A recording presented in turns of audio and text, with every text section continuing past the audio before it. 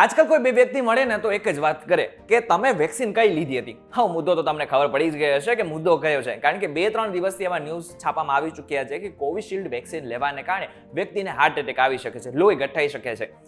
પરંતુ તમને ખબર છે કે ખાલી કોવિશિલ્ડ વેક્સિન જ ભારતમાં નહોતી આપવામાં આવી, બીજી 4 પ્રકારની વેક્સિન આપવામાં આવી હતી, જેમ કે સ્પુતનિક વી, સ્પાઇકવેક્સ, ઝાયકોવિડ અને કોવેક્સિન.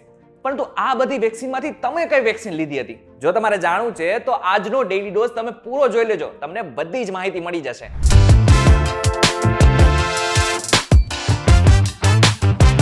હેલો ફોક્સ, VTVGujarati.com પર તમે જોઈ રહ્યા છો ડેઈલી ડોઝ અને હું છું કરણ. આપને કોરોનાનો સમય યાદ જ છે, કેવી રીતના લોકો ટપોટપ મરતા હતા, પરિવારના સભ્યો કેવી રીતના મર્યા છે આપણને ખબર છે, આપણને સારી રીતે જાણીએ પણ છીએ. પરંતુ આ બાદ વેક્સિન આવી, લોકોના જીવ બચ્યા. હવે એમાંથી એક વેક્સિન હતી એસ્ટ્રાઝેનેકા. હવે એસ્ટ્રાઝેનેકા વેક્સિનથી પ્રેરાઈને જ કોવિશિલ્ડ બનાવવામાં આવી હતી. હવે એસ્ટ્રાઝેનેકાએ યુકેની કોર્ટમાં સ્વીકાર્યું છે કે આ વેક્સિન લેવાને કારણે વ્યક્તિને અમુક સમસ્યા થઈ શકે છે, અમુક આડઅસર થઈ શકે છે, જેમ કે વ્યક્તિના શરીરમાં લોહી ગઠાઈ શકે છે, જેને TTS અથવા તો થ્રોમ્બોસિસ પણ કહેવાય છે. હવે એસ્ટ્રાઝેનેકાથી પ્રેરાઈને કોવિશિલ્ડ બનાવવામાં આવી હતી અને કોવિશિલ્ડના ડોઝ જેટલા પણ લાગે છે અને જેટલા વ્યક્તિ લીધા છે એની સંખ્યા લગભગ 90 કરોડની આસપાસ છે, એટલે કે 90 કરોડ લોકોએ આ વેક્સિન લીધી હતી. જો કે આ બાદ કંપનીએ સ્પષ્ટતા કરી છે કે 10 લાખમાંથી કોક એકાદ વ્યક્તિને જ આ સમસ્યા થઈ શકે છે.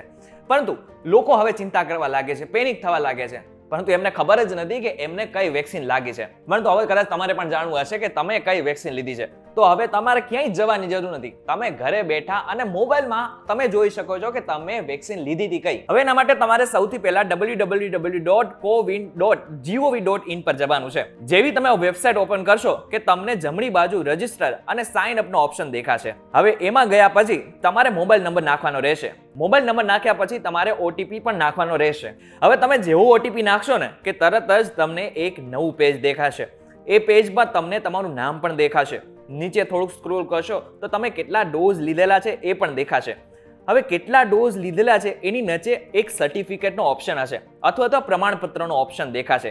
એની ઉપર ક્લિક કરશો તો એક સર્ટિફિકેટ ડાઉનલોડ થશે.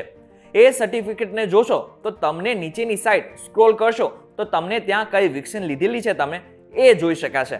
હવે તમે જોઈ શકો છો કે મેં કોવિશિલ્ડના 3 ડોઝ લીધેલા છે. તમે કઈ વેક્સિન લીધેલી છે એ એકવાર કોમેન્ટ કરીને ચોક્કસથી કહેજો. હવે જો તમે પણ કોવિશિલ્ડ લીધી હોય ને તો ગભરાવાની જરૂર નથી, એટલી બધી ચિંતા કરવાની તો બિલકુલ જરૂર નથી જેવી રીતના આજકાલના લોકો કરી રહ્યા છે. કારણ કે આપણી હેલ્થ મિનિસ્ટ્રીએ કીધું છે કે જો કોઈ ગંભીર સમસ્યા થવાની હોય તો 4 થી 45 દિવસની અંદર જ થઈ શકે છે. એટલે કે તમે જે દિવસે કોવિશિલ્ડ વેક્સિન લીધી હોય એના 4 દિવસથી 45 દિવસની અંદર જ આ આડઅસર થઈ શકે છે. અને બીજી મહત્વની વાત, જે આડઅસર થવાની હોય ને એ 1 મિલિયનમાંથી માત્ર ને માત્ર 0.6% લોકોને જ આ સમસ્યા થાય છે. એટલા માટે જ બહુ ગભરાવાની જરૂર નથી. પરંતુ હા, થોડી સાવધાની રાખો, માત્ર ને માત્ર સારો ખોરાક લો. અને હા, હવે આ વિડીયો તમે તમારા મિત્રો સુધી પહોંચાડી દો, જેનાથી તેઓ પણ પેનિક ન કરે, ચિંતા ન કરે. આ વિડીયો તમને કેવો લાગ્યો અમને કોમેન્ટ કરીને ચોક્કસથી કહેજો. વિડીયો થકી જો તમને કોઈ ઇન્ફોર્મેશન મળી હોય તો વિડીયોને લાઈક અને શેર જરૂરથી કરજો તથા આવા જ ઇન્ફોર્મેટિવ વિડીયોઝ માટે VTVGujarati.com સાથે જોડાયેલા રહેજો.